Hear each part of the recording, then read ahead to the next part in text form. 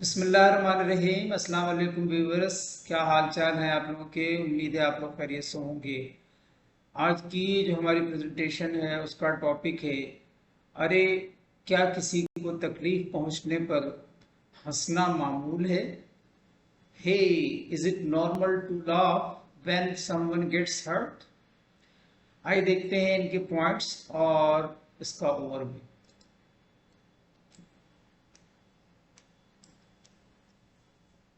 یقین کریں یا نہیں، یہ ایک عام رد عمل ہے جب کوئی شخص کسی بھی وجہ سے جذباتی طور پر تناؤ محسوس کرتا ہے۔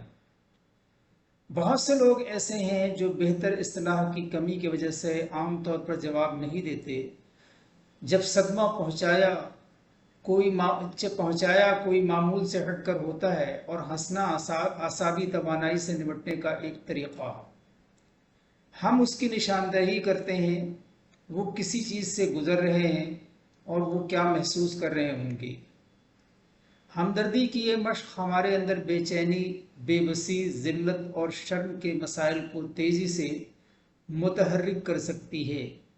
اس معاملے میں ہنسی ہمیں اس بدقسمت شخص کے جوتے میں نہ ہونے پر اپنی راحت کو بیرونی بنانے کی اجازت دیتی ہے۔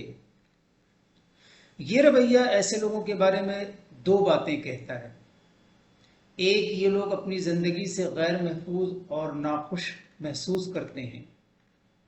دو، کسی نے ان کے ساتھ ویسا ہی سلوک کیا جیسا وہ دوسروں کے ساتھ کر رہے ہیں، اور انہوں نے اس ہولناک تجربات پر کارروائی نہیں کی ہے۔ لوگ دوسروں کے درد مسائب پر ہنستے ہیں، دوسروں کی تذلیل کرتے ہیں، کیونکہ وہ خود بھی غیر عمل شدہ درد محسوس کرتے ہیں اور ناخوش ہیں۔ اگر آپ درد کو سمجھتے ہیں تو دوسرے لوگوں کے دکھوں پر ہنسنا یا دوسروں کو نقصان پہنچانا ناممکن ہے۔ بہت سے لوگوں میں ہمدردی کی کمی ہوتی ہے اور اپنے ماضی اور حال کے درمیان تعلق کو نہیں سمجھتے۔ ہم جس دنیا میں رہتے ہیں اس کی بنیاد پر مجھے نہیں لگتا یہ کوئی اشتعال انگیز بیان ہے۔ زیادہ تر لوگوں میں اپنے لیے ہمدردی کا فقدان ہوتا ہے، اس لیے وہ اپنے جذبات اور محرکات سے بے خبر ہوتے ہیں، اور توسیع کے ساتھ وہ دوسروں کے ساتھ ہمدردی نہیں کر سکتے۔ میں اکثر لوگوں کو یہ کہتے ہوئے سنتا ہوں، وہ صرف اتنی ہی عجیب بدبودار آدمی ہے، یا وہ بہت اچھا لڑکا تھا جب وہ چھوٹا تھا، اب وہ اتنا گھٹیا ہے، مجھے نہیں معلوم کہ کیا ہوا، یا وہ صرف ایک گونگی غلیظ کتنی قابل رحم ہے۔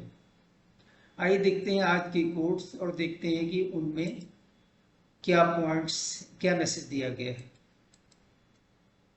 The most wasted of all days is one without laughter. جس کی قدر کی اس قدر بے قدر ہوئے ہم۔ Thank you for watching and listening. Allah حافظ۔